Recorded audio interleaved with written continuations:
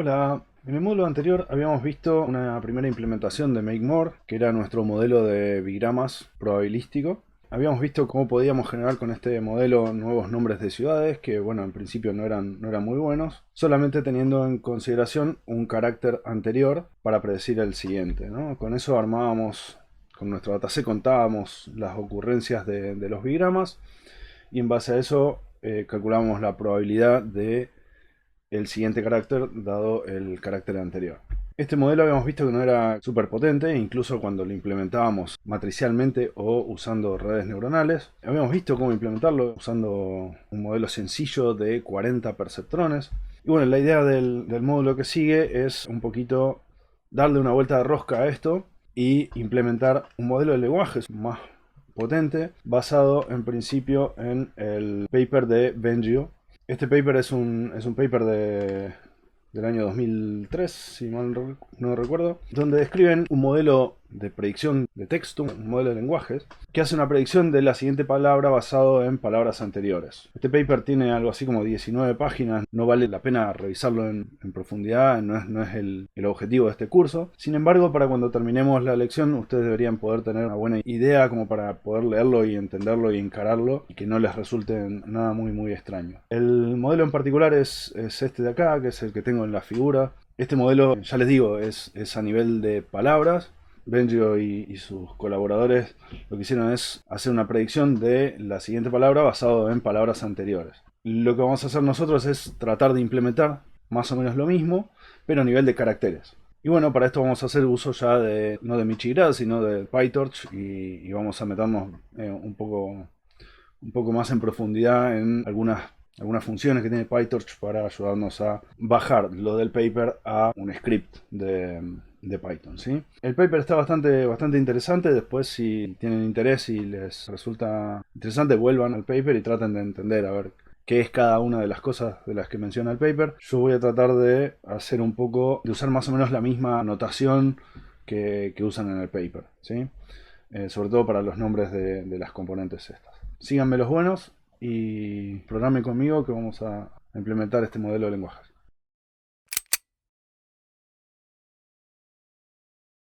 El modelo del paper de Bengio es un modelo de lenguaje que tiene en principio varias capas. Esta es una versión simplificada del modelo original. El modelo original tiene acá unos residuos que nosotros no vamos a estar implementando en el afán mío de hacer que esto sea más sencillo y para mostrar algunas cosas que quiero que entiendan bien. De todas maneras, implementar este modelo con los residuos, si ustedes entienden bien lo que vamos a aplicar en este módulo, en principio no debería ser muy complicado. Bien podrían hacerlo solos o hacerlo en una tarea. El modelo del paper tiene en principio tres capas. La primera capa es una capa que se llama capa de embedding. Lo voy a anotar en una celda de Markdown nueva. Se llama así. Esta palabra la vamos a usar mucho. Embeddings con 2D. Un embedding es una representación de un vector numérico en otro espacio de más o menos dimensiones que el primer vector, ¿sí? Nosotros lo que vamos a tener es un índice que va a representar una letra. Ese vector va a estar encodeado en one hot encoding, con lo cual va a tener 40 dimensiones y nosotros lo vamos a mapear usando esta técnica de embedding en un espacio de dimensión menor, ¿sí? Lo que vamos a hacer es usar un espacio de dimensión 2. Vamos a mapear ese vector de 40 dimensiones en 2 dimensiones. El modelo de Bengio dice que esa transformación de carácter a o de palabra, el modelo de Bengio habla de palabras, lo que hace es transformar las palabras en un punto, en un espacio de dimensión menor. Esa conversión la hace la matriz esta que se llama C. Y en principio esta matriz es la misma para todas las entradas. ¿Por qué hay 3 C acá? En realidad hay más de 3. Porque en realidad lo que hace el modelo es mirar no un carácter para atrás o una palabra para atrás, sino 3 o 4 o n en este caso, ¿sí? La t que usa en el paper hace referencia al tiempo, entonces t-1 es la letra o la palabra anterior, t-2 es la anterior de la anterior y t de n+1 es la anterior de la anterior de la anterior, así hasta la n, ¿no? Pero bueno, la conversión esa la hace una matriz que es única y compartida entre todos los caracteres anteriores, ¿sí? De vuelta, todos los caracteres o palabras. Yo voy a hablar de caracteres, pero sepan que el modelo original habla de palabras. Entonces el modelo lo que va a hacer es, para cada letra, convertirla a su representación de embedding, a un vector nuevo en una dimensión menor. Y a cada una de esos embeddings, de esas letras convertidas a una dimensión menor, lo que va a hacer es mandarlo a una capa de neuronas lineal con una función de activación tan h, una tangente hiperbólica. Y esta capa en general va a ser más grande que la capa de embeddings. Ahora vamos a ver los tamaños de esto, pero vamos a escribir el modelo de tal forma que nos permita cambiar el tamaño y ajustarlo a lo que nosotros queramos. Por último, la salida de esa capa de neuronas, esta capa de neuronas se llama hidden, es la capa oculta del modelo. Lo que hace es pasarla a otra capa que hace la función de softmax, ¿sí?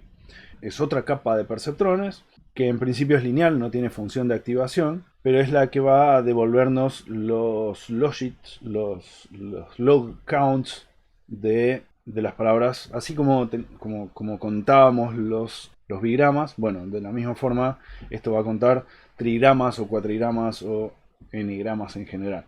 Y lo que va a hacer esta capa es entonces devolvernos los logits, con lo cual vamos a poder obtener una distribución de probabilidad para el siguiente carácter, en este caso, dados n anteriores, ¿sí?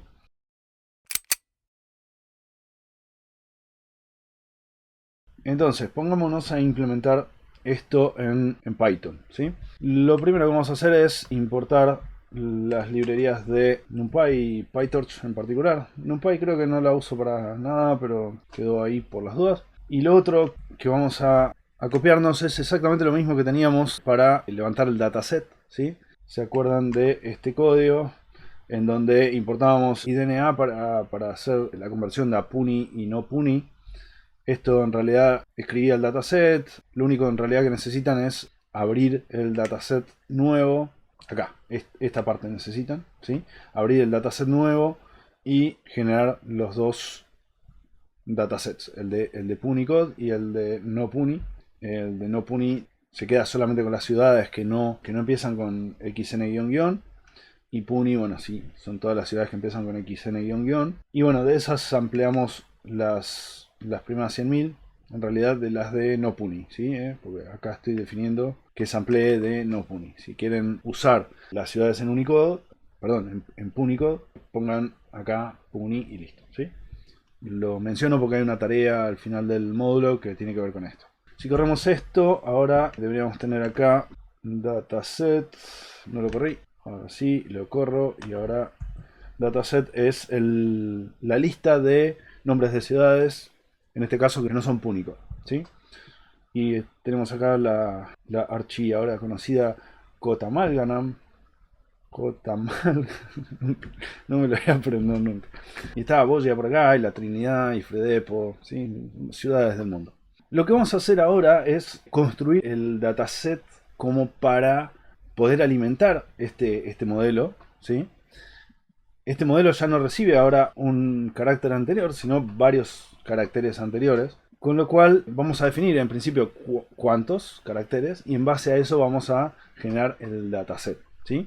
Entonces déjenme poner acá una celda de Markdown. Vamos a transformar esto en una celda de Markdown. Vamos a poner acá un título que diga construyendo el dataset para MakeMore con Multilayer Perceptrons, ¿sí? Esto va a ser un perceptron multicapa en toda regla. Ahora vamos a tener varias capas de perceptrones. Y para esto me voy a copiar también un pedacito de código que ya escribimos, ¿sí? Que era el que definía para el dataset, bueno, el charset, el universo de caracteres que aparecían en nuestro dataset, todos los caracteres más el asterisco, y además dos diccionarios que definían cómo convertir de carácter a entero para obtener el índice dado un carácter, y de entero a carácter para obtener el carácter dado el índice, ¿sí? Y además vamos a definir charset size, que es el tamaño del universo de caracteres, ¿sí? Esto imprime 100.000, no sé por qué. Ah, porque imprime el len de dataset. El dataset tiene 100.000 caracteres, pero a mí además me gustaría saber qué tiene charset size y qué tiene charset. ¿Sí? Bueno, charset size es 40 y charset es la lista de todos los caracteres que aparecen en el dataset. ¿Sí? Las letras en principio de la A a la Z, todas en minúscula, los números de 0 a 9, el punto, el guión, el espacio en blanco y el asterisco, que era especial. Recuerden que el asterisco en realidad no aparece en el dataset, sino que lo agregamos nosotros acá. Y esto es para tener una marca de inicio y fin de nombre de palabra. ¿Sí? De inicio y fin de nombre de ciudad. Lo que sigue ahora es que definamos cuánto va a ser el tamaño de el contexto. ¿Cuántas letras vamos a mirar para atrás para predecir la siguiente? Y lo que les propongo es que este tamaño de contexto en principio sea de 3. ¿Sí? Es decir, el modelo va a mirar 3 palabras para atrás. Entonces vamos a definir acá una variable context size igual a 3. Y vamos a crear dos listas de, en este caso van a ser cuatrigramas, pero no los vamos a organizar en pares como teníamos antes, sino que vamos a separar en dos. Vamos a separar las primeras 3 letras y la cuarta, que va a ser la etiqueta, ya pensando en que esto va a ser el dataset con el cual vamos a entrenar nuestra red neuronal. Entonces vamos a tener X e Y mayúsculas que van a ser dos listas. ¿Sí? Y lo que vamos a hacer es, para cada D en dataset, vamos a agarrar dataset al principio de 1, ¿sí? Y vamos a imprimirlo, print D, y vamos a decirle que esto es un ejemplo y va a ser la lista de D. Es decir, voy a agarrar la palabra y la voy a convertir en una lista de letras. Y además le voy a agregar el asterisco al final. Y para agregarle el asterisco le tengo que agregar la lista con el carácter asterisco. Voy a tener una variable que se llama context, que va a ser la lista de, en principio, la lista de índices que van a representar las letras del cuatrigrama en este caso, ¿sí? Esta lista en realidad va a ser una lista al principio de todos asteriscos. Entonces lo que yo voy a hacer es forzar a que esto sea 0 por el tamaño del contexto. Esto quiere decir que va a generar una lista en principio con 3 ceros, ¿sí? Después pueden chequear cuánto vale context, pero si ustedes hacen esto, de hecho lo voy a poner así. Claro, no generé context size. Context ahora, eso, tiene 0. Si el context size fuera otro, esto tendría más ceros, ¿no? Si ustedes traducen los ceros a caracteres, esto va a ser asterisco, asterisco, asterisco. Este va a ser nuestro primer contexto, es el contexto vacío, ¿sí? Seguido de esto, vamos a hacer otro for acá. Y vamos a iterar sobre los caracteres del ejemplo. Example. Este es example. Ahí va. Y lo que vamos a hacer es, para cada carácter del ejemplo, lo vamos a meter en X. En realidad vamos a meter el contexto en X. Vamos a hacer x.append de context. ¿Sí? Y en Y vamos a meter el índice de la primera letra del contexto. ¿Sí?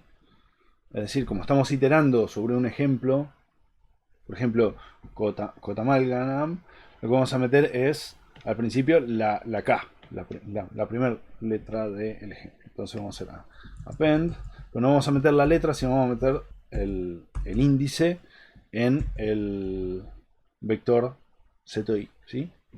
ZI de C. Además yo voy a querer imprimir, ahora les muestro qué quiero imprimir. El tema es que esto va a generar el primer ejemplo, va a ser asterisco, asterisco, asterisco, K. Lo que tenemos que hacer ahora es generar un ejemplo nuevo que sea asterisco asterisco K y que la I sea la O, ¿no? Entonces el primer ejemplo es asterisco asterisco asterisco y como etiqueta de entrenamiento la K. El segundo ejemplo de entrenamiento va a ser asterisco asterisco K O. El siguiente ejemplo va a ser asterisco K O y la etiqueta va a ser T.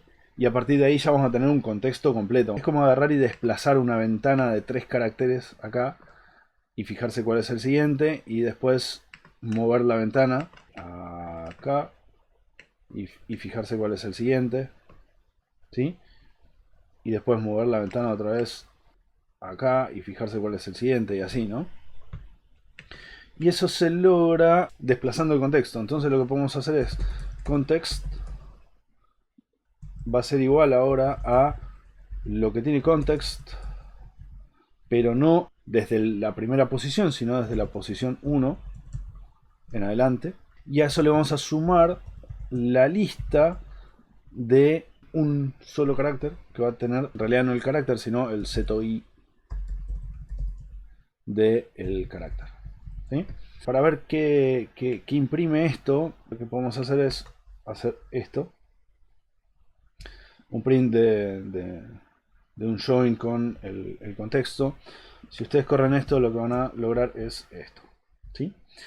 Este va a ser el primer contexto y esta la primera etiqueta. Este va a ser el segundo contexto y esta la segunda etiqueta y así siguiendo, ¿sí? Si ustedes hacen esto para varias palabras, lo que van a tener es muchos ejemplos de entrenamiento. Fíjense, para Kotamalganam hay 1, 2, 3, 4, 5, 6, 7, 8, 9, 10, 11, 12, 13 ejemplos solamente contenidos en ese nombre de ciudad. Si ustedes hacen esto para más ciudades, van a obtener todavía más ejemplos de entrenamiento, ¿sí? La idea es que después hagamos esto con todo el dataset, ¿sí? Ojo que una vez que termina el dataset, el último ejemplo que se agrega es el que termina en asterisco. Es decir, acá después de lam viene un asterisco indicando que la palabra termina, que el nombre de ciudad termina. Y eso es porque yo lo agregué acá en el ejemplo. Y eso es a propósito, ¿sí? Para indicar que la palabra termina después de lam, ¿sí? Hasta acá eso. Lo que vamos a tener en X en realidad van a ser todos números de este estilo, ¿no? Si yo hago X acá, en realidad voy a tener una lista de listas de ejemplos, donde este de acá es el contexto que representa el asterisco, asterisco, asterisco. Este de acá es el ejemplo que representa el asterisco, asterisco K y así. Y a su vez Y va a ser la lista de las etiquetas en todos estos casos. Es decir, el índice de la K, 24, el índice de la O, el 28, el índice de la T, 33 y así, ¿no?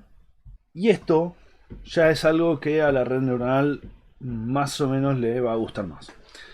Habíamos visto en el módulo anterior, en realidad, que esto no necesariamente era así, que si le pasábamos los índices así como venía, esto no funcionaba. Espero hayan hecho una prueba para convencerse de que no funciona. Y lo que teníamos que hacer era, en realidad, convertir esto a one hot encoding, ¿sí? En cualquier caso, lo que vamos a tener que hacer acá es convertir cada uno de estos a un vector de 40 dimensiones, con lo cual el primer ejemplo no va a ser de 3 dimensiones, sino de 3 por 40 dimensiones, ¿sí? Ahora volvemos sobre eso. Sepan que es re difícil grabar esto con tos. Vengo recuperándome de una gripe, así que no, ténganme paciencia. Voy a ir cortando para toser, así no toso en cámara. Lo que sigue de esto es empezar a construir la red neuronal. Y vamos a construirla en capas, ¿sí? Permítanme copiarme esto, que es más referencia que otra cosa. Perdón, esto es Markdown, no código. Y le voy a pegar acá el modelo de vuelta. Sepan que tienen las figuras en la carpeta de figuras. Si se clonaron en el repositorio, pueden ir agregando ustedes también las figuras. La foto que va acá es la del modelo de Bengio. Quiero agregarlo acá. Ahí va. Este modelo entonces es el que vamos a empezar a construir. Y lo que primero vamos a encarar es cómo construir la matriz C.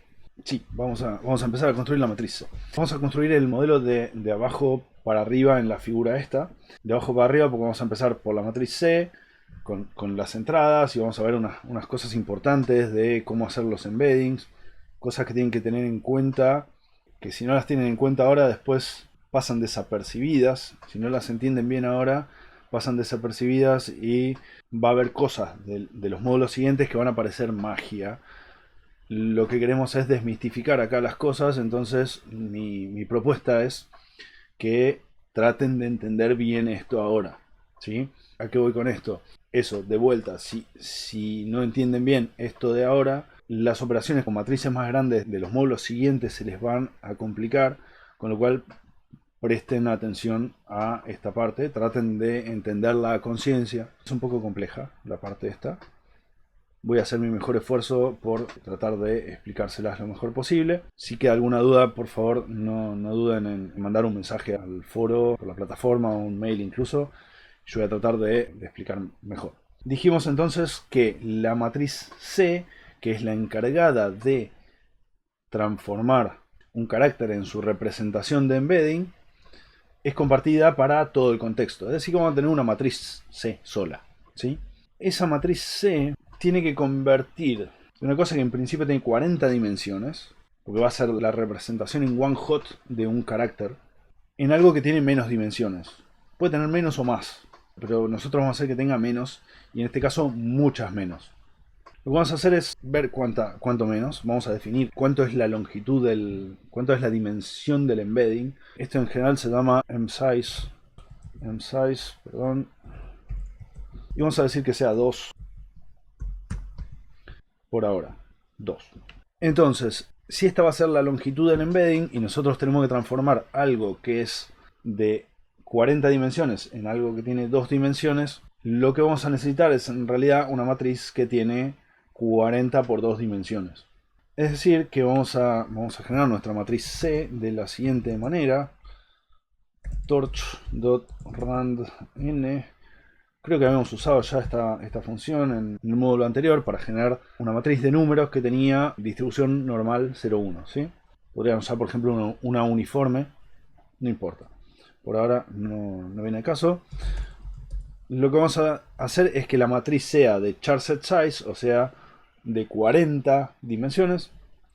Charset size es la longitud de la cantidad de caracteres de mi universo. El charset size también es la cantidad de clases cuando encodean a one hot, ¿sí? Espero se acuerden eso del módulo anterior. Lo que van a hacer es transformar esas 40 dimensiones en 2. Entonces lo que vamos a hacer acá es transformarlas en emb size. Es decir, esto va a generar una matriz de 40 por 40. Y de hecho, si le imprimo acá, eso genera una matriz de... Perdón, 40 por 40 no, de 40 por 2. ¿Sí? De 40 por 2. Si le piden el shape a esto, el shape de esto es 40 por 2. ¿Sí? Es decir, 40 filas por 2 columnas. El tema de hacerlo así es que si ustedes corren esto varias veces, lo que termina pasando era que, bueno, como esto se genera aleatoriamente, pseudo aleatoriamente, de verdad, cada vez que ejecuten esto, la matriz va a tener un contenido distinto. Entonces, lo que vamos a hacer es usar un generator, ¿sí? Y lo que vamos a hacer es pasar acá a generator igual g. Y a partir de ahora, cada vez que regeneren la matriz, siempre va a tener el mismo valor, ¿sí? Ustedes deberían incluso tener exactamente los mismos valores. Con esto tenemos ahora la matriz C. ¿Y para qué sirve esta matriz? Dijimos, y bueno, esta matriz sirve para transformar la entrada, un carácter, que en principio estaba encodeado en one hot. Todavía no lo encodeamos, pero ahora lo vamos a encodear. El carácter encodeado en one hot para pasarlo de 40 dimensiones a 2. ¿Sí? ¿Cómo es que pasa eso? Y bueno, esto pasa por lo siguiente. Si agarramos y encodeamos en one hot una letra, habíamos visto cómo hacerlo, ¿sí? ¿Se acuerdan que, por ejemplo, para encodear en one hot el asterisco, yo podía hacer así, ¿sí? Llamo a f.onehot y le mando el tensor de 0. Este es porque necesitaban el tensor del carácter. Y le decían que la cantidad de clases era igual al charset. Acá le voy a poner charset. Charset size. Lo que obtenían era un vector nuevo que tenía un 1 en la posición que se correspondía con el índice del carácter que estaban encodeando, ¿sí? Si ponían 1 acá, ahora el 1 está en esta posición. Si ponen 3, el carácter va a aparecer en esta posición, ¿sí? El 1 va a aparecer en esta posición, ¿sí? Básicamente el vector este lo que hace es decir con un 1 cuál es el índice del carácter que están encodeando, ¿sí? Además habíamos dicho que íbamos a necesitar multiplicarlo por una matriz. Para multiplicarlo necesito que sea un float. Entonces habíamos dicho esto, ¿no? Que necesitamos que sea float. Y si yo ahora lo multiplico por C, multiplico en el sentido de multiplicación de matrices, esto va a devolver algo que tiene dos componentes, dos dimensiones, ¿sí? En realidad es algo que tiene dos columnas, ¿sí? ¿Por qué pasa esto? Y porque esto es en realidad la multiplicación de esto que tiene dimensión 40. Yo puedo decir que esto en realidad tiene 1 por 40 por algo que tiene dimensión 40 por 1, perdón, 40 por 2, ¿sí? La matriz C tiene dimensión 40 por 2, ¿sí? Y el resultado es de 1 por 2. De hecho, habíamos visto que era lo mismo hacer esto. En este caso yo estoy recuperando la componente 3. La componente 3 es la 0, 1, 2, 3, esta. Esta es la componente 3 y esto es lo que devuelve. Yo podría hacer acá componente 39, así vemos este valor, ¿sí? Bueno, la componente 39 es este valor. Hacer esto es lo mismo que hacer C de 39, ¿sí? Es lo mismo. El tema es que ahora no necesitamos encodear un carácter solo. En realidad nosotros vamos a querer encodear caracteres de A3. Porque nosotros en el contexto, por acá arriba, teníamos esto. En X, cada uno de los X es de 3 elementos, 3 índices, que no están encodeados. Yo podría hacer acá one hot de X. Vamos a hacer así. X dijimos era esto. Yo podría hacer one hot f.onehot de X en un classes igual a charSetSize. Pero claro, X no es un tensor, es una lista de. Yo podría decir a torch.tensor de X y ahí probablemente esto funcione. Y de hecho, claro, ahora yo voy a tener que esto son todos los X, cada una de las componentes de X. Perdón, esto es X, cada una de las componentes de X ahora va a ser un one hot encoding, ¿sí? Fíjense que este es 0, 0, 0 y bueno, acá está la posición 0 de cada uno de estos tres elementos en 1 y todo lo demás en 0. Esta es 0, 0, 24, bueno, acá las dos primeras se ven y la del 24 no. Ahora, este nuevo vector, que vamos a de paso a convertir a float, tiene una forma que es de 13 por 3 por 40. 13 porque eran 13 ejemplos los que estaban contenidos en Cotamalcanum. 3 porque el tamaño del contexto es 3. Y cada uno de esos 3 elementos está encodeado en one hot con 40 clases. Por eso esto tiene 13 por 3 por 40. Ahora yo podría acá hacer exactamente lo mismo, ¿sí? Déjenme... sí, vamos a hacer lo mismo. Y claro, esto funciona. El tema es qué carajo da y por qué funciona. Eso es lo loco. No solo que funcione, sino por qué funciona y qué representa, ¿sí? Vuelvo un pasito para atrás, ¿no? Habíamos visto que esto era exactamente lo mismo que hacer C de 39, ¿sí?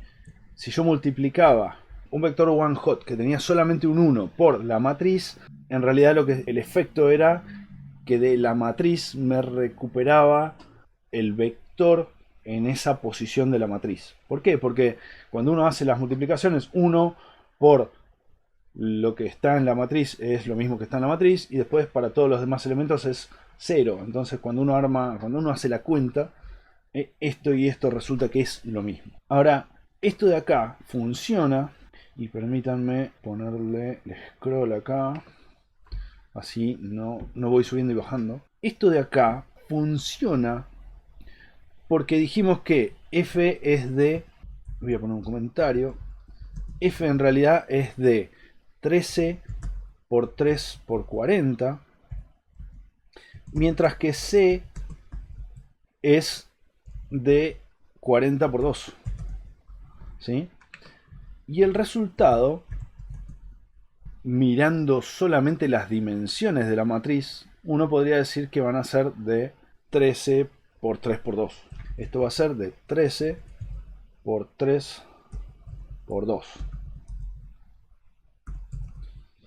De hecho, si agarramos y a esto le pedimos el shape,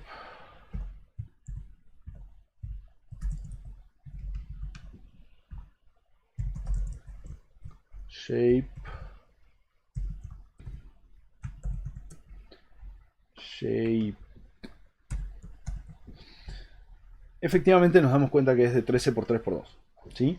Pero eso solamente se puede intuir mirando las dimensiones de las matrices que estamos multiplicando. ¿Sí? Uno podría proceder de esta manera, encodeando el X en formato one hot.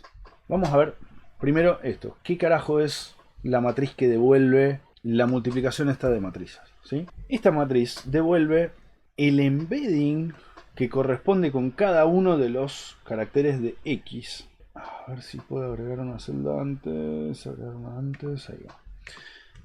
¿Se acuerdan que X era esto? ¿Sí? X one hot era lo mismo, pero en realidad cada una de estas componentes se transformaba en un vector de 40 por 1, con lo cual si esto tenía 13 por 3, cuando lo encodeábamos esto se transformaba en una lista de listas de 13 ejemplos por 3 caracteres en el contexto por 40 porque estaban J encodeados. 13 por 3 por 40. Esas son las dimensiones que tenemos en X encodeado en one hot. Cuando lo multiplicamos a eso por C, lo que obtenemos es algo que tiene 13 por 3 por 2.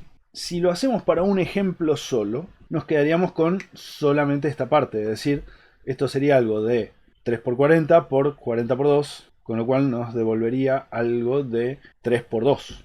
El caso más básico es cuando uno encodea, cuando uno multiplica un solo vector de one hot por C, que es lo que hicimos acá arriba.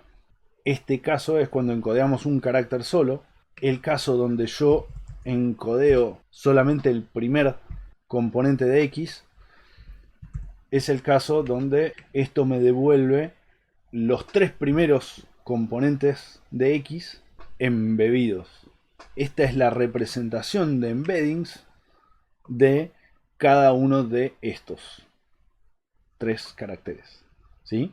De hecho, si ponen el 1, estos son iguales porque es siempre el embedding de 0, y el embedding de 0 en el C era este de acá. ¿Sí? C de 0. Voy a poner acá C de 0 y van a ver que es el mismo que se repite acá. ¿Sí? Ahora para X1, esto también funciona, pero devuelve ya no el embedding del contexto 000, sino el contexto de 00K. De 0024, si mal no recuerdo. Entonces este de acá es la representación embedding de la letra K, y podemos ver acá que efectivamente es el mismo número, ¿no? Entonces este es el caso donde hacemos el embedding ya no de un carácter, sino de todo un contexto, de 3 caracteres a la vez. Nosotros no vamos a querer hacer solamente el embedding de 3 caracteres a la vez, sino que vamos a querer pasarle batches de contexto a nuestra red.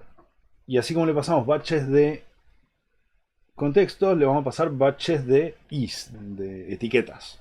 Y para hacer el encoding de todos a la vez, lo que hay que hacer es pasarle todos a la vez. Y esto funciona, de vuelta, porque vimos que la multiplicación de matrices en principio es posible, que bueno, cada uno de estos representa el embedding de un carácter, cada uno de estos de la lista del segundo nivel representa el embedding, o sea, los 3 embeddings que representan los 3 caracteres del contexto. Y todo esto representa todo el batch encodeado en embebido, si quieren, ¿sí? Son los embeddings de todo el batch. Mientras que en X yo tenía 13 por 3 caracteres en total, acá yo voy a tener 13 por 3 por 2, porque cada carácter, cada índice de cada carácter se encodea a 2 dimensiones. ¿Sí? Yo voy a tener una lista que representa el carácter. Una lista de 2 dimensiones que representa el carácter. Usé 2 dimensiones porque después vamos a poder ver cómo se comportan los embeddings. Eso es importante para modelos de lenguaje después, para modelos más grandes. Cómo se comportan en el espacio bidimensional. Por eso elegí 2, porque después, si uno lo entiende en 2, después en espacios con dimensiones más grandes, es difícil graficar, pero uno lo entiende igual. Ahora, esta forma de resolver el embedding para un batch se puede hacer exactamente igual que como hicimos acá con indexing de la matriz. Porque en definitiva lo que estamos haciendo es indexando en la matriz C. Le estamos pidiendo para cada uno de los caracteres que en realidad están encodados en one hot cuál es la componente de la matriz que se corresponde con ese embedding, con el índice de ese carácter. ¿Sí? Entonces, les voy a mostrar cómo se puede hacer eso. Resulta que en las librerías de programación PyTorch, en NumPy, las de programación científica en general, los métodos de indexing que hay son muy potentes. Uno puede hacer, por ejemplo, C de 0, y esto me devuelve el componente de la lista 0. Acuérdense que es una lista de listas, entonces el componente 0 es una lista que tiene 2 dimensiones. Pero uno también puede hacer algo así como 0, 1. Ojo, esto me da el componente 1 de el componente 0 de la lista. Si yo le pongo 2 acá, esto falla porque no hay componente 2 en la lista. Siempre hay 0 y 1, dimensión del embedding. Yo lo que quiero no es esto. Yo en realidad lo que quiero es esto. Esto es la componente 0 metida dentro de una lista. Pero si yo lo pongo así, ahora puedo hacer 0, 1. Y esto me devuelve las 2 primeras componentes de la lista. Déjenme mostrarles C acá. Estas 2 son estas 2 primeras. Yo también podría pedirles el 2, el 3 y así. Y ahora estas 3, 4 son las 4 primeras. Pero no solo eso, puedo además pedirle la 3 muchas veces. En definitiva, lo que yo puedo hacer acá es, por ejemplo, pedirle cuáles son los embeddings de los 3 primeros caracteres de X, diciéndole que yo quiero el embedding de X0, de los primeros 3 caracteres, ¿sí? Que se acuerdan que son el embedding del asterisco, ¿no? Podrían también pedirle el de 1, o podrían pedirle, y acá la magia, el de X. Ojo que tienen que dejar la lista de listas. Y esto de acá es igual a lo que teníamos acá, ¿sí? Este de acá es este de acá. Y así siguiendo, ¿sí? Es decir que si nosotros usamos esta forma de acceder a C mediante índices, efectivamente se traduce en un encoding de one hot y en una multiplicación de matrices que tiene sentido, porque las dimensiones tienen sentido, con lo cual nosotros vamos a usar esta técnica que es mucho más rápida y mucho más efectiva y que sobre todo no tiene que hacer el one hot. Y acá la nota de cuidado. Esto funciona, pero en realidad es equivalente a hacer la multiplicación de matrices. Si yo les muestro esto, no tienen idea qué es cada una de estas cosas. Si yo les muestro la multiplicación de matrices y cómo obtener acá cada uno de los componentes, ahí sí se ve, ¿sí?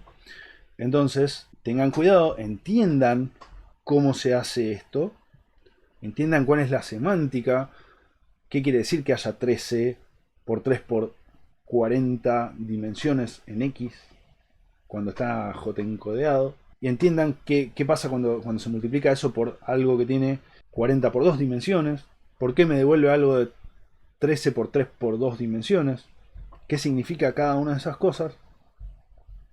Y después sí digan, ah, ok, en realidad es esto mismo. Entonces yo les voy a dejar acá una nota de caution, una nota importante que un poco refleja esto que yo les estuve contando. Y los dejo acá para que lo vean, lo lean, lo entiendan. Esto va a estar en el notebook que yo les voy a dar. Les voy a dar un notebook vacío, pero no tan vacío, va a tener esta nota.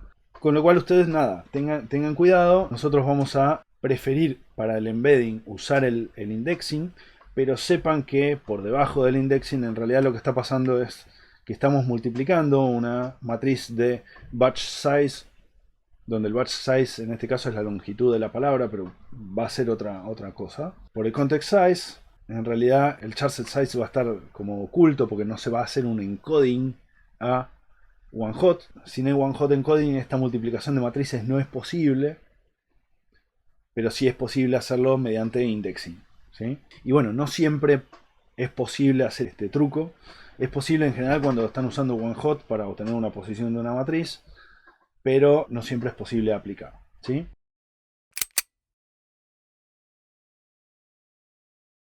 Además de esta nota, lo que les voy a agregar acá es una imagen que trata de mostrarles un poquito qué estamos haciendo a nivel perceptrón.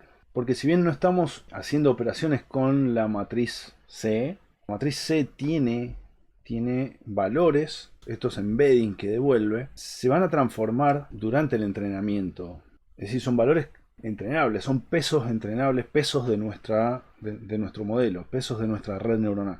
Y de vuelta, si bien no estamos acá operando, sí vamos a necesitar hacer backwards de casi esta operación, ¿sí? Lo que les voy a hacer es agregar una celda acá de Markdown con la imagen. La imagen de vuelta la tienen acá. Es esta. Donde acá lo que tenemos es qué pasa cuando tenemos el embedding de un solo contexto, del X0. ¿Sí? El X0 era todos ceros, todo el asterisco, asterisco, asterisco. Donde el X0 en realidad está one hot encodeado. Tiene que ser la matriz esta de 3 por 40, porque son de vuelta 3 caracteres en el contexto. Estamos mirando 3 caracteres para atrás. La matriz C la podemos ver en realidad como un perceptrón de como dos perceptrones, porque tiene dos salidas por cada carácter que queramos embeber, hacer el embedding, nos va a devolver dos salidas, dos y sombrero. Pero cada uno de esos, en realidad, cada uno de los dos perceptrones recibe 40 entradas. ¿Cuáles van a ser las 40 entradas de estos dos perceptrones? Y bueno, van a ser el one hot encoding, uno solo, 1 por 40, repetido para los dos perceptrones, para las dos capas del perceptrón, ¿sí? Este de acá. Cuando hacemos esto por la matriz de 2 por 40 nos devuelve estas dos salidas, que es el embedding para ese un carácter. Cuando le mandamos el contexto entero, los 3 caracteres, bueno, el vector one hot encodeado del primer carácter va a alimentar las dos entradas de los dos perceptrones y va a sacarme dos salidas. El segundo vector de vuelta de 1 por 40 dimensiones, va a alimentar los dos perceptrones y el tercero va a alimentar también los dos perceptrones y me va a generar cada uno de esos una representación de embedding de 2 dimensiones para cada uno, ¿sí? Esto es lo que pasa a nivel perceptrón, donde los Ws son los pesos de la matriz C. Los pesos de la matriz C, que de vuelta son estos. Estos son los pesos de la matriz C. Estos se van a modificar durante el entrenamiento, ¿sí? Tengan cuidado. Hasta acá la capa de embedding en toda la profundidad que merece. Dijimos entonces que por abajo esto es como si fuera una multiplicación de matrices, pero lo podemos resolver usando indexing sobre la matriz C, sobre la matriz de embeddings.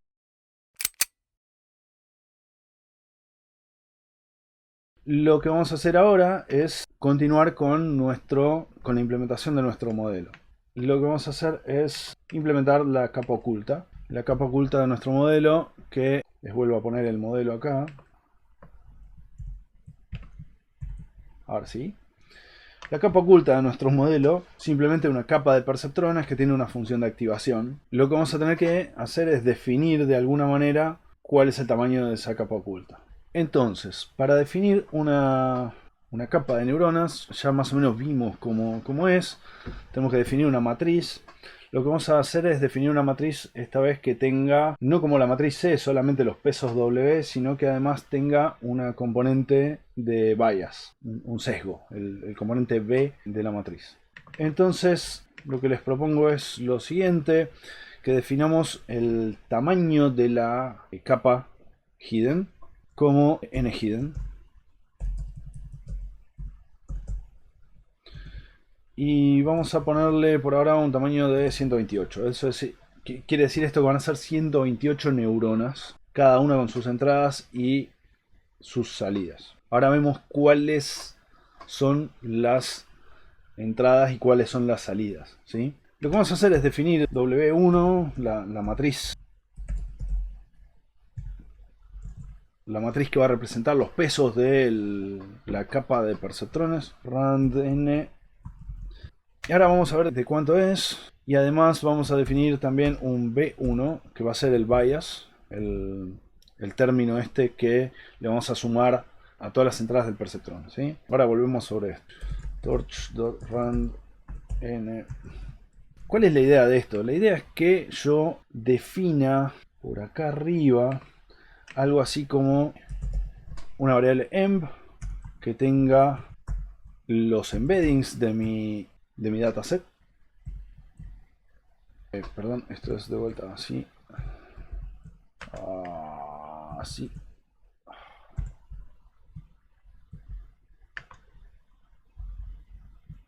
Ahí va.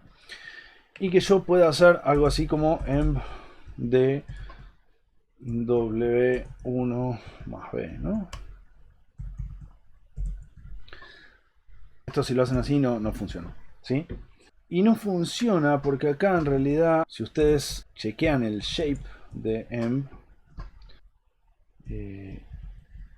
esto habíamos dicho que era de 13 por 3 por 2 y en realidad W1 todavía no tiene dimensión. Mentira, tiene dimensión, pero es unidimensional, no tiene dimensión 0. Lo que vamos a hacer para poder multiplicar estas dos matrices, tanto la matriz emb como W, es de alguna manera aplastar estas dos últimas dimensiones del arreglo de la matriz en 2. Lo que yo voy a terminar queriendo hacer con emb es de alguna manera poner cada uno de los componentes que está así de a pares en una lista que tenga una dimensión sola. Si yo tengo 3 componentes y cada uno de los componentes tiene 2 elementos, en realidad esto va a ser una lista de 1 por 6 elementos, ¿sí? Entonces lo que yo voy a terminar acá es multiplicando algo que tiene 6 elementos y que además va a tener 128 pesos, ¿sí? Sí, 6 por 128 pesos. 6 entradas por 128 perceptrones.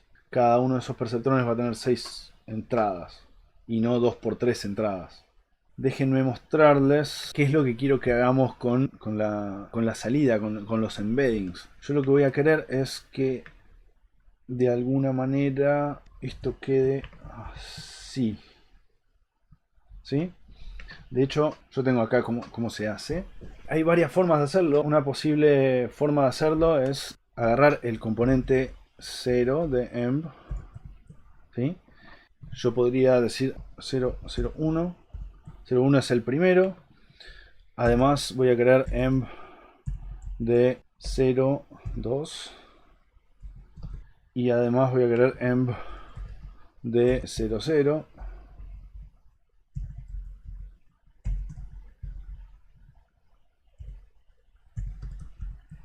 ¿Sí?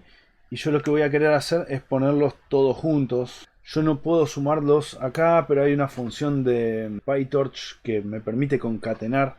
De hecho creo que se llama concat o catenate o algo por el estilo. El tema es que la mayoría de las funciones de concatenación y de operaciones con arrays en PyTorch generan tensores nuevos. Es decir, se aloca memoria para un tensor nuevo cada vez que yo invoco a esas funciones. A diferencia de eso, hay una función que se llama view. Si yo le digo cómo quiero que se vea el array, siempre el tensor va a ser una lista de enteros en memoria. La memoria es plana, entonces la lista de enteros va a estar una debajo de otra. Y después si el arreglo es de 4×6, y bueno, en realidad van a estar los primeros 4 van a corresponder a la primera fila, los segundos 4 a la segunda fila y así, ¿no? Una cosa es cómo se guarda en memoria y otra cosa es cómo se interpreta después esa memoria como si fuera una matriz. La función esta view lo que me permite es un poco eso, modificar cómo se ve la matriz. Y yo lo que quiero es que se vea en algo que en principio tiene 6 dimensiones. De hecho quiero esto mismo. Fíjense que la matriz en realidad esta es de 3×2, pero si yo le digo que quiero verla como algo de 2×3, en realidad lo puedo hacer así. Esto es súper eficiente porque no genera memoria nueva, es solamente cómo interpreta PyTorch la matriz que está en la lista, guardada en la memoria, ¿no? Y siempre y cuando yo conserve la cantidad de elementos, si esto es de 3×2, yo puedo verlo como de 2×3 o como de 6 o como de 6×1, una columna, ¿sí? Pero no voy a poder verlo como algo que tiene 7 elementos, porque no hay 7 elementos para verlos, no hay forma de eso. La forma de escribir esto correctamente es poniendo acá la primera dimensión como -1 y la segunda como la lista de cosas que yo quiero. Y esto es una lista de listas, ojo, de una lista que tiene al menos esos 6 elementos.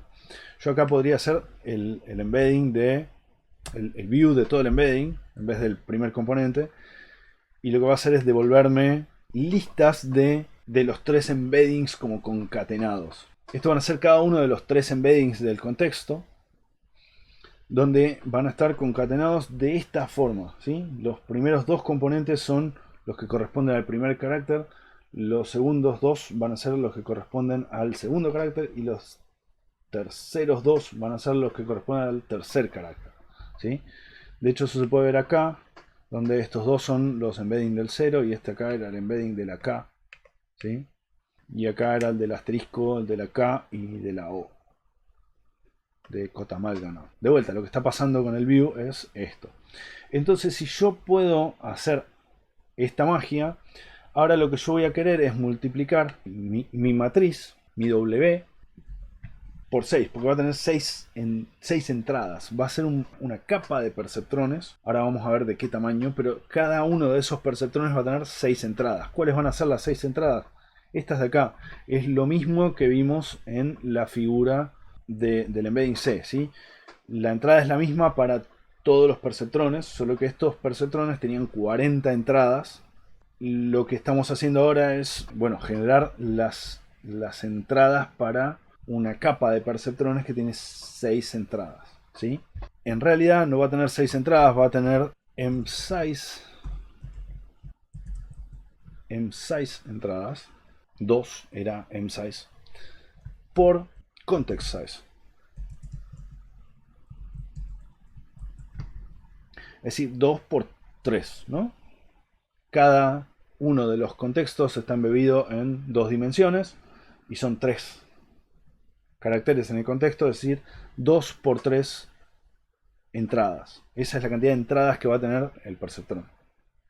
Una capa de perceptrones. ¿Y cuántos perceptrones? Y bueno, es el segundo componente. El segundo componente dijimos que va a ser de n hidden perceptrones. Y lo que vamos a hacer para B es que, bueno, B también sea de n hidden. Vamos a necesitar en realidad una componente acá más. Esto es C, ¿no? Pero en W, ahora vemos cómo queda. La capa hidden, la capa oculta. Esta componente va a tener en realidad como si fueran 7 entradas, no 6. Donde una de las entradas va a estar siempre en 1 y va a ser un peso que va a tener que aprender. Pero bueno, 1 por ese peso, en realidad da el valor de ese peso. Por eso no se pone la entrada en 1 ni se agregan más entradas, sino que simplemente se resuelve de esta manera, ¿sí? Multiplicando las entradas por el W1 y después sumándole el valor de esa entrada, de ese arreglo de pesos, ¿sí? Entonces, con esto así como está, esto ahora es posible. De hecho no está W1, tengo que hacer así, y ahora esto así. Todavía no es posible porque, claro, lo que yo tengo que hacer acá es, fíjense, esto pasa si los embeddings los trato de multiplicar por la matriz sin hacerle el view, pero en realidad lo que yo tengo que hacer es esto, así. Y ahora sí funciona.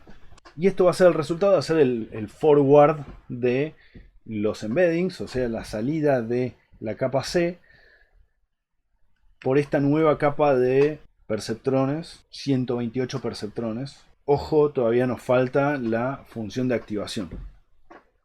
Porque se acuerdan que en el modelo Bengio, esta capa en realidad no es una capa lineal, es decir, tiene una función de activación. Tiene la función tanh. O sea que yo no solo tengo que hacer la multiplicación de la matriz, así como está, sino que además tengo que hacer f.tanh de todo esto.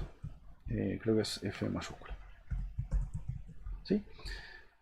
Con lo cual, ahora los valores que toma el resultado están acotados entre -1 y 1. Porque ese es el resultado de aplicar una función tanh. ¿Se acuerdan que compacta la salida de más infinito a menos infinito en principio a algo que está entre -1 y 1? Esto de acá define la capa oculta y esto de acá hace la forward pass, ¿sí? Les dejo una foto más que en realidad es eso. ¿Qué carajo es esta capa oculta? En una figura, ¿no? En una figura lo que vamos a tener es que la salida de este componente flatten, se llama así. Esto es una función de PyTorch, después la vamos a ver. Es una forma común. Cuando la salida de una capa resulta que tiene muchas dimensiones, a veces para pasársela a una capa siguiente hay que aplanarla. Este aplanamiento, en definitiva, es eso, es ver la salida como con otras dimensiones, de forma tal de acomodar esas dimensiones a las entradas de la capa siguiente. Esto lo que va a hacer es devolver un vector columna, por eso el -1 acá. Si yo le saco el -1, esto no funciona. Dice que la entrada es 6, pero el input size de lo que sigue es 78. No entiendo por qué es 78. Pero bueno, si es -1 por una lista de listas, en definitiva es un vector columna. Lo podemos ver acá. De hecho, así. De 0 es una lista de listas, ¿sí? Es un vector que tiene una sola columna de 6 dimensiones. Nada, bueno, lo que está pasando acá es que esta... Mentira, es una fila. Eso tiene 6 columnas. Es una fila que tiene 6 columnas. Marea esto de que esté así, como una columna sola. Pero en realidad son 6 columnas. Cada una de esas 6 columnas es la entrada de 128 perceptrones más 128 biases sumados, ¿sí? Eso se suma de derecho. Es lo mismo que agarrar acá y poner 1 por todo esto y sumarlo, ¿no? Pero bueno, todos los Ws y todos los B van a ser pesos del modelo, van a ser parámetros del modelo que se aprenden durante la etapa de entrenamiento, a la vez que los pesos de C. ¿Sí? Ojo con eso. Y además, en la capa oculta lo que está pasando es que estamos aplicando esto, la función de activación, en este caso una tangente hiperbólica, que devuelve, si nosotros le pasamos un contexto solo, en principio, debería devolver 128 cosas acá, ¿no? ¿Por qué debería devolver 128 cosas? Y porque estamos multiplicando en realidad algo que tiene 6 por 6 por 1. Eso, 1 por 6. Una fila por 6 columnas. Por algo que tiene 6 columnas. La arroba acá. 6 columnas. Perdón, 6 filas por 128 columnas. Así es como está definida la matriz W, ¿eh? Si le sumamos algo a esto, que tiene 128 columnas, esto es lo que se conoce como broadcasting de arrays, ¿sí? Ahora lo vemos. Pero en principio, esto de acá es lo que pasa, ¿sí? Yo tengo notas sobre eso, así que vamos a ir sobre mis notas. Está más o menos claro entonces qué es lo que está pasando a nivel figura. Ahora lo que vamos a volver es a qué pasa a nivel código. ¿Por qué esto de acá funciona? ¿Sí? Esto de acá funciona porque en realidad el tamaño de W1 es de 6 por 128, así lo definimos cuando lo definimos acá. Esto en realidad era 6 por el que era 2 por 3, el context size por el embedding size. Y emb.shape era de 3 por 3 por 2. Pero cuando le hacíamos el view, lo que terminaba pasando era que estos emb se transformaba en algo que tenía 13 por 6. 13 filas por 6 columnas.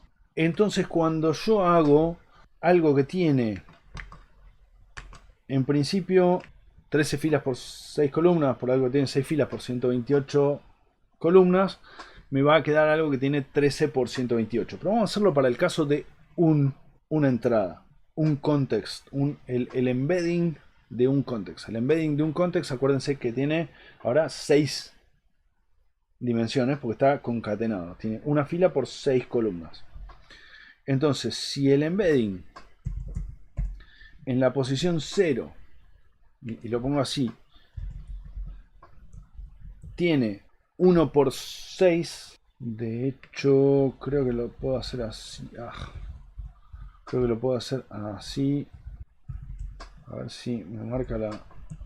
Ahí va. Si el embedding en la posición 0 yo lo veo como algo que tiene una fila por 6 columnas, entonces esta multiplicación va a generar algo que tiene una por 128, una fila por 128 columnas, ¿sí? De hecho, esto es una sola de las respuestas para el contexto 0 en este caso. Y si yo le hago shape a esto, resulta que eso tiene una por 128 columnas. ¿Por qué funciona que yo a esto le sume B1? Porque en principio uno dice, bueno, no puedo sumar a una matriz que tiene 128 columnas algo que tiene 128 filas. No puedo sumar. Esto es punto .shape. Y en principio esto punto .shape también tiene 128. ¿Sí? Hay que ver qué es esta magia. ¿Sí? ¿Qué es B1? B1 son todos estos valores. De vuelta, son pesos que se aprenden. Pero bueno, ¿cómo es que yo puedo sumar? Resulta que en la mayoría de las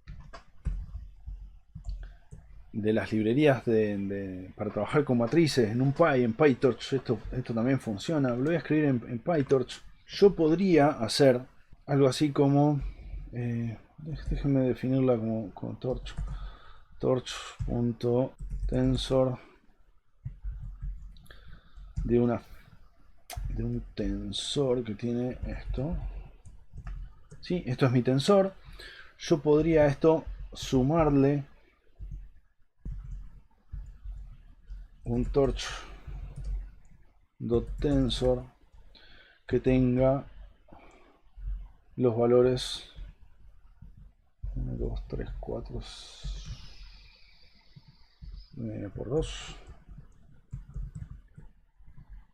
Runtime error. Sí, porque esto es el de listas. Ahí va.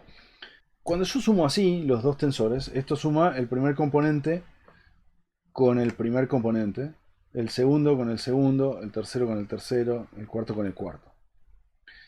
Entonces tiene sentido que esto, que en principio tiene las mismas dimensiones, se pueda hacer. Esto es la suma de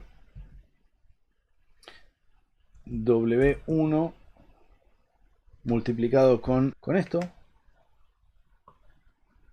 Y control V.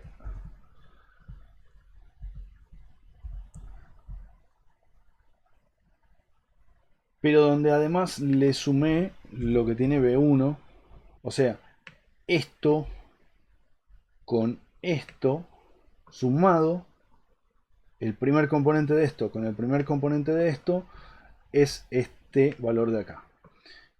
Este elemento de acá es, perdón, este elemento de acá es esto más este elemento de acá. ¿Sí? 4 más 5, 0,4 más 0,5 es casi 0,9 y bueno, es lo que está acá, ¿no? Eso es lo que yo estoy sumando cuando hago esta operación. Pero cuando hago esta operación no estoy haciendo esto de a uno.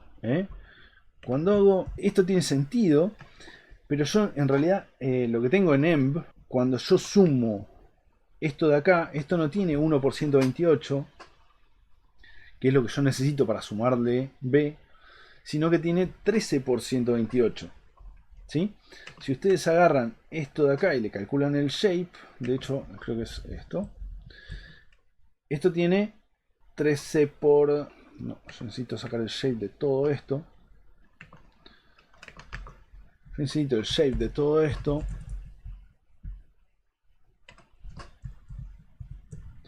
Que es de 13 por 128. Entonces, ¿por qué yo a esto le puedo sumar algo que tiene 1 por 128? Y esto funciona por una cosa que se llama Broadcasting Rules, las reglas de broadcasting. En realidad, si yo tengo acá dos listas del mismo tamaño, 2, 3, 4, 5. Esto ahora es una lista de listas.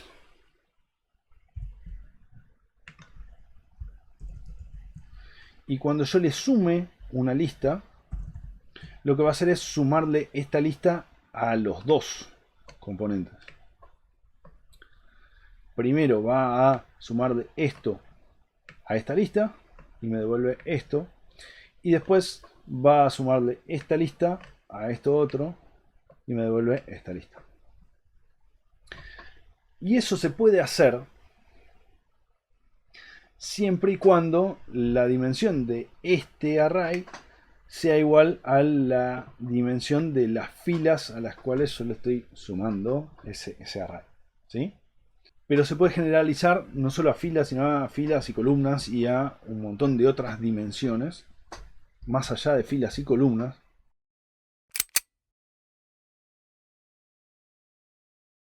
Siempre y cuando se apliquen estas reglas.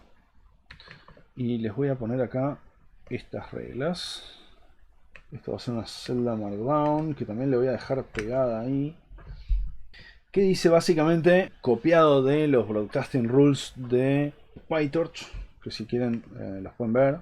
Estos Broadcasting Rules en realidad son exactamente los mismos que para NumPy, pero básicamente lo que dicen es eso, que dos tensores se pueden broadcastear, se puede hacer esta suma. En realidad sirve también para otras operaciones que no son la suma, por ejemplo para el dot product, también sirve. La multiplicación punto a punto es el dot product.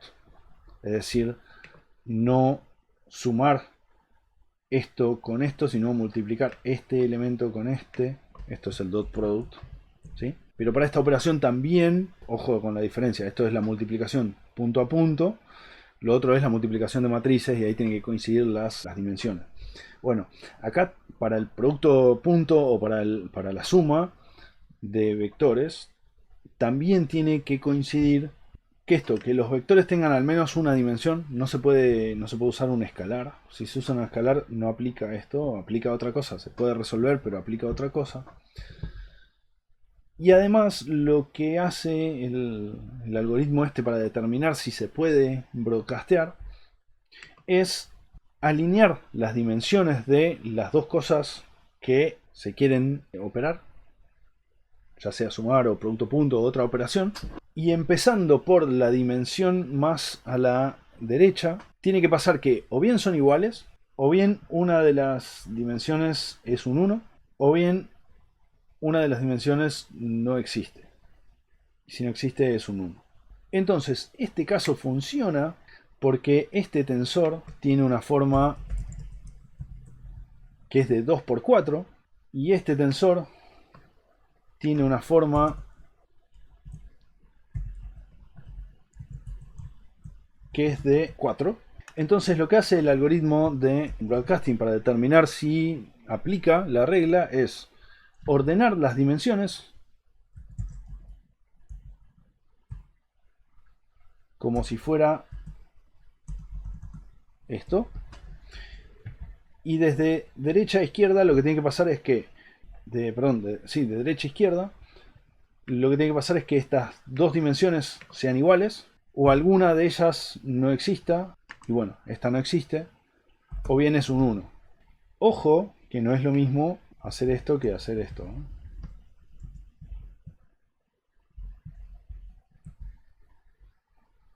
No, no es lo mismo. Esto ahora es el vector columna y esto acá es el vector fila.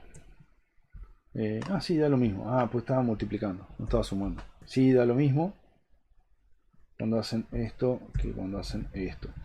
Y esto en realidad, ¿cómo se resuelve? Y bueno, lo que hace el algoritmo es agarrar esta fila y esta y operar punto a punto. Como tienen la dimensión, la misma dimensión, se puede. Y después copia el segundo componente y hace la misma operación con esto de acá. Esto es lo que se conoce como una operación obscenamente paralela y que se puede resolver usando una política que se llama Single Operation Multiple Data, donde la operación es la misma y los datos son distintos, pero como la operación es la misma, esto se puede hacer en paralelo muy rápido, en varias unidades de ejecución en paralelo. Esto automáticamente Torch lo hace ya sea en la CPU usando operaciones vectorizadas tipo las operaciones MMX, o en GPU si hay GPU y si vale la pena mover todos estos arreglos a GPU, ¿sí? Pero bueno, la forma de solucionarlo es copiando y operando con las copias de, en este caso, B1, ¿sí? Lo que va a hacer es copiar. Cuando yo le sume acá B1, lo que va a hacer es copiar una fila con 128 columnas, las va a copiar 13 veces y va a operar, va a ser la suma de una matriz de 13 por 128 con la matriz que es B 13 veces, es decir, también una matriz de 13 por 128, pero donde los operandos de la fila son siempre la misma, ¿sí? Y eso es lo que va a sumar uno con uno, ¿sí? Y por eso esto funciona, ¿sí? Esto es el resultado de hacer la forward pass. Ojo, esto todavía no tiene la función de activación de el embedding, visto como una matriz de 1 por 6, multiplicado por una matriz que tiene 6 por 128, y a eso le suma una matriz que tiene 128 columnas. Y este B, este más B, funciona solamente porque existe esto del broadcasting de arrays, ya sea en PyTorch o en NumPy o en otras librerías, ¿sí?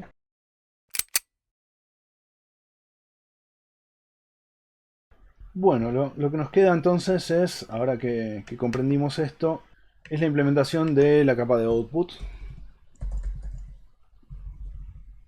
Vamos a ponerle la capa de output. Y la capa de output, vuelvo a poner el modelo de Benji acá.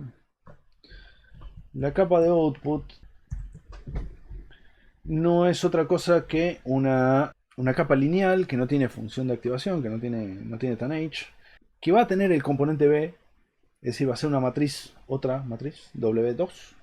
Va a haber un componente de bias, un B2. Y ahora vamos a ver qué tamaño tiene que tener esto para que nosotros podamos interpretar el resultado de una forward pass completa como la salida que nosotros queremos. Como nosotros queremos que este modelo devuelva una distribución de probabilidad.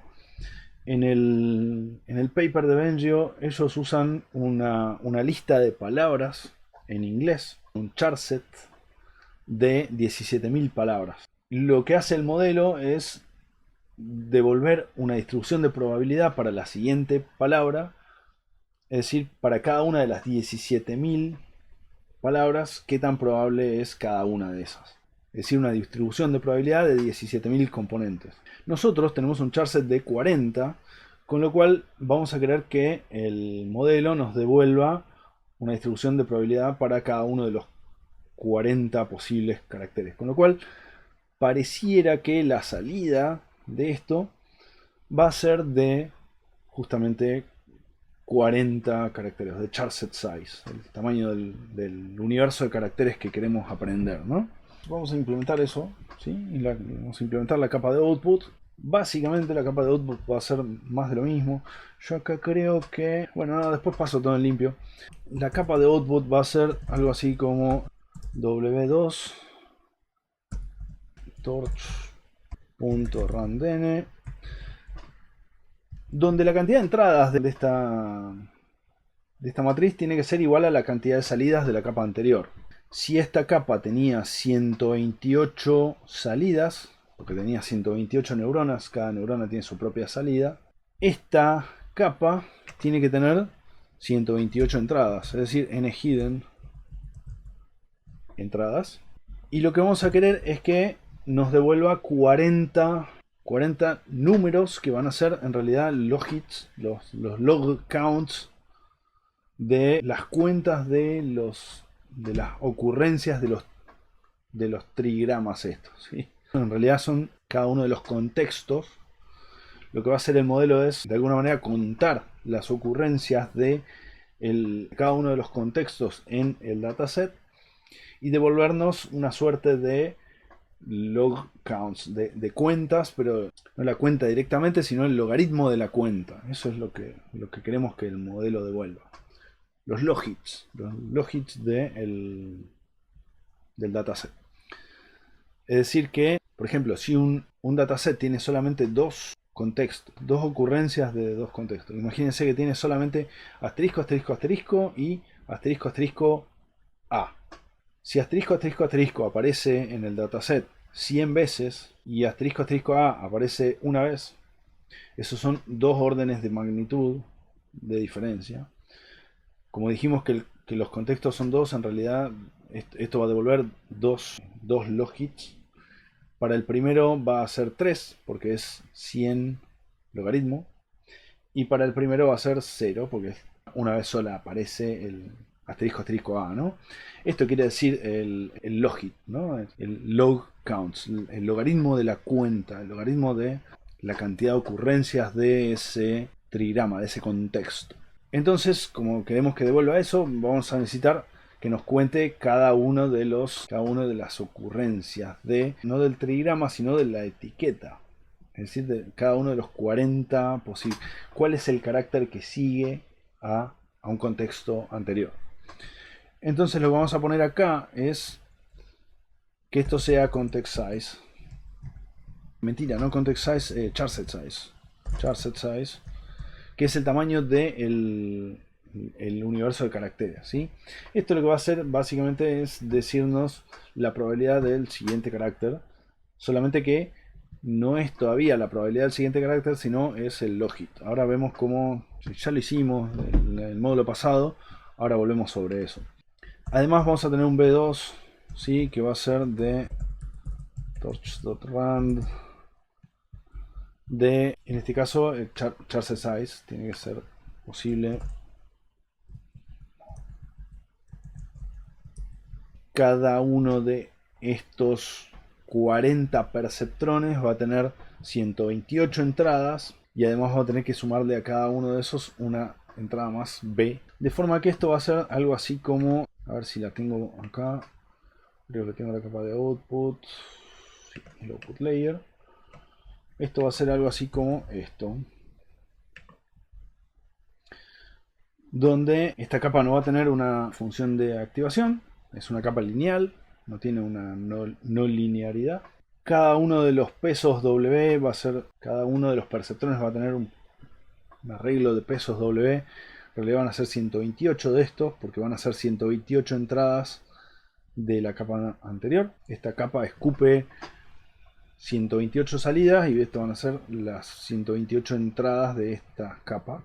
Además va a tener un B que hay que sumarle, por eso va a tener como si fuera 128 más una fila, la matriz de pesos de esto. De vuelta, los Ws y los B, tanto acá como en las otras capas, se aprenden, ¿sí?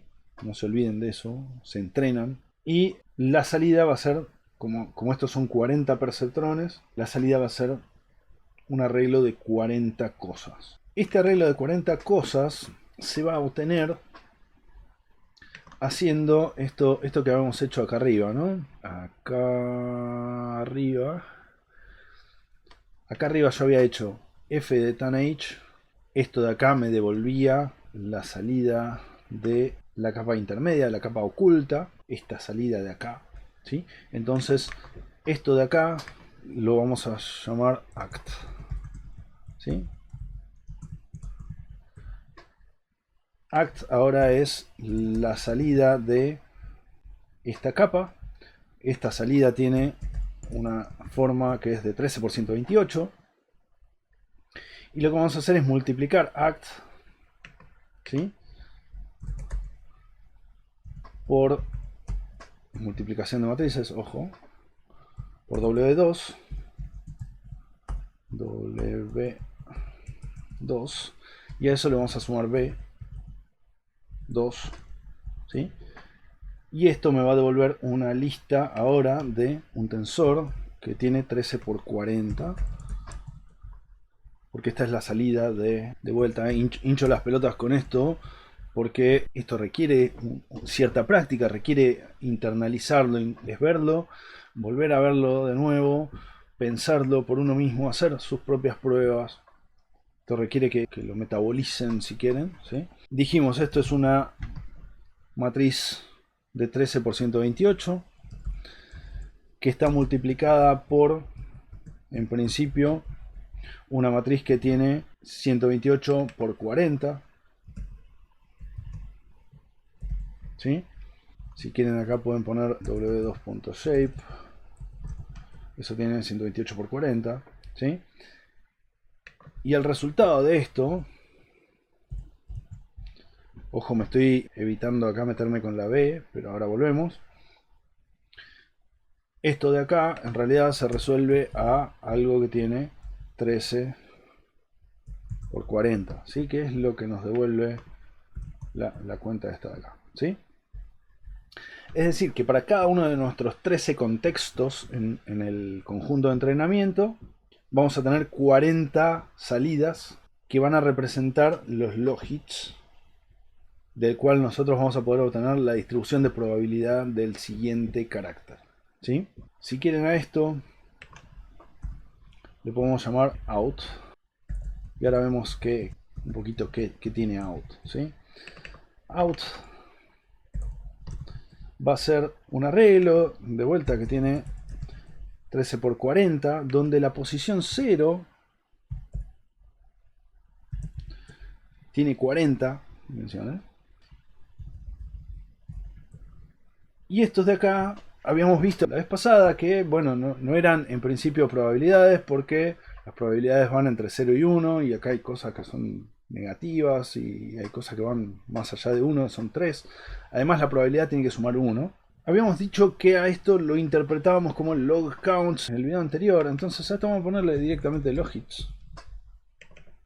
Y lo voy a ejecutar, y acá le voy a decir logits. Vamos a llamarlos por lo que son. Si estos son los logits, quiere decir que si yo a esto lo exponencio, estas de acá son las cuentas. Si estos son log cuentas, el logaritmo exponenciado es igual al número, ¿no? Logaritmo de x elevado a... Logaritmo natural, ojo. Logaritmo natural de x elevado a e es x, ¿sí? Lo escribo por acá. Esto es log de x elevado a la e, el número e. Esto debería ser x. De hecho, podemos comprobarlo si quieren por acá. Tengo log, np log debo tener. Es la función de 5. Si yo a esto lo elevo a np.e, no me da 5 ni en pedo, wey, que les estoy mintiendo. Porque la función exp no es, claro, no es esto, es e elevado a, ahí va, e elevado a esto, Ahí va. np.e elevado a eso. Ahora sí me da 5. Casi. Numéricamente es 5. Entonces, si yo tengo acá x, logaritmo, es decir, si x son las cuentas, log de x exponenciado, es decir, e elevado al log de las cuentas, me da las cuentas. Es decir, que esto de acá son las cuentas. Eso es lo que significa exp de esto. Como estas son las cuentas, yo acá le puedo decir que estos son counts. ¿Sí? Y como yo ahora sé que estas son cuentas de caracteres, cuentas de ocurrencia de etiquetas dado un contexto en mi dataset, yo puedo obtener las probabilidades simplemente haciendo la normalización de las cuentas, ¿sí? Es decir, dividiendo counts dividido counts sum. Esto es todo código que ya vimos, de axis 1 keep dims igual a true. Sí, porque yo estoy haciendo solamente estoy usando counts de un solo valor, ¿sí? Esto de acá ahora devuelve probs.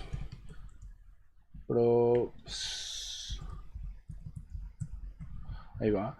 Y probs es un arreglo de, otra vez, 13 por 40, donde cada uno de estos ahora es una distribución de probabilidades, ¿sí? Todos estos números son mayores que 0 y menores que 1. La suma da 1. Con lo cual, esto de acá es lo que yo les contaba la otra vez, que se llamaba softmax. Y esto de acá es lo que justamente hace Benjio a la salida de la red. Es decir, la red le devuelve log counts, le devuelve log hits, calcula el softmax, es decir, exponencia los log hits y los normaliza a 1. Y eso lo interpreta como la probabilidad del siguiente carácter. El tema es que si usamos estas probabilidades ahora, como el modelo está sin entrenar, esto va a devolver cualquier cosa. Pero hasta acá, la capa de output, que ya vimos que es esta, ¿no? Esta capa de output toma la salida de la tangente hiperbólica de la capa hidden y la multiplica por los pesos y me devuelve 40 cosas para cada una de las entradas, ¿sí? Si tengo tres entradas donde las tres entradas son 13 contextos, me devuelve 13 por 40 cosas.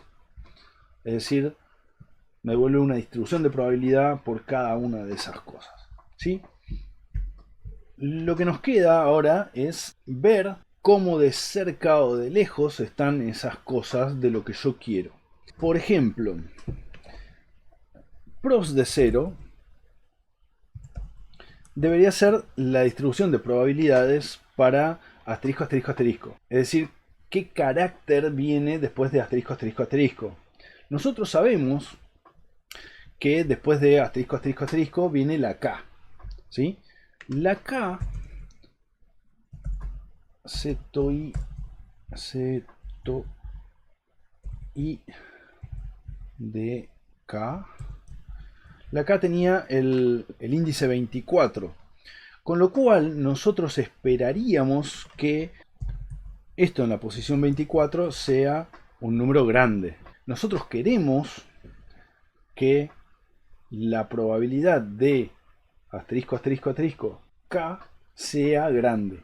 Si bien asterisco, asterisco, asterisco, en el contexto, nosotros queremos que la probabilidad de K sea grande. Y acá no es grande ni cerca. ¿Por qué? Porque, bueno, acá en la posición 24, probs de 0.24, este número, ojo, esto me parece que lo puse mal, 0.24, sí, es esto mismo, es 1 por 10 a la menos 9, o sea, es súper improbable. Esto es súper improbable, y como es súper improbable, la negative log likelihood de esto debería ser muy alta. ¿Cómo calculábamos la negative log likelihood de esto? Y bueno, la negative log likelihood era agarrar este valor, ¿sí? Este valor, y hacerle logaritmo. Ups. Creo que podía ser así. .log. Eso me da menos 20. Claro, la negative log likelihood me da 20 y pico. ¿Sí? Si la probabilidad de K dado asterisco, asterisco, asterisco fuera alta, digamos un medio, eso sería como hacer acá esto por un medio, ¿no? Claro, no puedo hacer log de esto. Tengo que hacer torch.tensor de 0,5. Ahí va. Entonces, si la probabilidad de K fuera un medio, según el modelo, la negative log likelihood sería no 20, sino 0,6, 0,7. O sea, sería súper baja. ¿Se acuerdan que habíamos logrado una negative log likelihood en promedio para todo el dataset de 2.24, 2.60 y algo? O sea que si el modelo me dijera que la probabilidad de K fuera un medio, estaría re seguro y encima estaría todo bien porque es lo que queremos, ¿no? Si por el contrario, como en el caso de ahora, me devuelve que la probabilidad para la K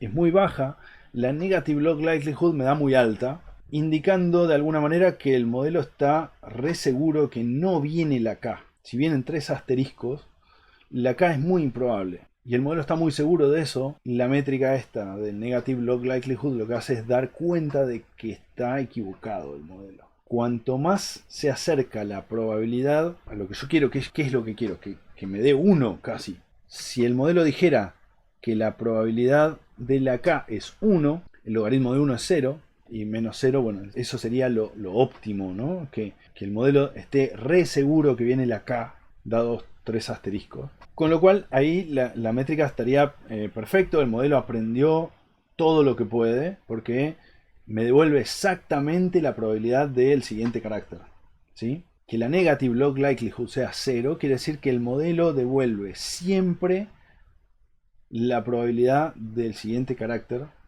con el 100% de eficacia. Eso con el dataset que nosotros tenemos no es posible, porque nosotros tenemos varias palabras, varios nombres de ciudades. Dataset de... Es más, permítanme copiarme un pedazo de código, así se los muestro esto. Este es el pedazo de código para escribir el contexto, Esto es el caso para una sola ciudad. El caso para 2 ciudades resulta en esto, ¿no? ¿Por qué les digo que nunca va el modelo a aprender que la probabilidad de asterisco, asterisco, asterisco, K es 1? Porque nosotros le vamos a dar un ejemplo en donde tenemos asterisco, asterisco, K, pero también le vamos a dar un ejemplo donde tenemos asterisco, asterisco, F. Entonces, bueno, ya K no siempre va a tener probabilidad 1. Lo va a tener que compartir esa probabilidad con otras letras, ¿sí? Entonces el modelo nunca va a aprender perfectamente, dado un contexto, cuál es la probabilidad exacta del siguiente carácter, no importa cuál sea el carácter, ¿sí? Estos modelos están limitados en cuanto a eso. No pueden predecir la probabilidad del siguiente carácter de manera exacta porque el dataset es imperfecto. Y además porque la forma en la que tienen de calcular la probabilidad, si yo pudiera sacar de la galera, de una galera de mago así, una distribución de probabilidad y esa distribución de probabilidad siempre fuera la que yo espero, lo que estaría haciendo sería replicar el dataset. En ese caso el modelo sabe replicar el dataset exactamente. La negative log likelihood va a ser 0 porque siempre, dado un carácter, sabe cuál es el carácter siguiente. Pero no va a generalizar, no va a generar ciudades nuevas, sino que va a repetir simplemente el dataset. Entonces, no solo no es interesante que la negative log likelihood baje a 0, sí que baje, pero no que baje a cero, sino que esto, si baja a cero resulta que el modelo tampoco es tan bueno, sino que me replica lo que aprendió y listo, ¿no? Bueno, hasta acá con esto ya vimos lo de la Negative Log Likelihood. Lo que voy a hacer ahora es pasar todo esto en limpio y vamos a dividir la clase en dos. Lo que sigue en la clase que viene va a ser pasar todo esto en limpio y hacer un primer entrenamiento de esta red neuronal del modelo de Benji, ¿sí? Así que bueno, nos vemos en el próximo.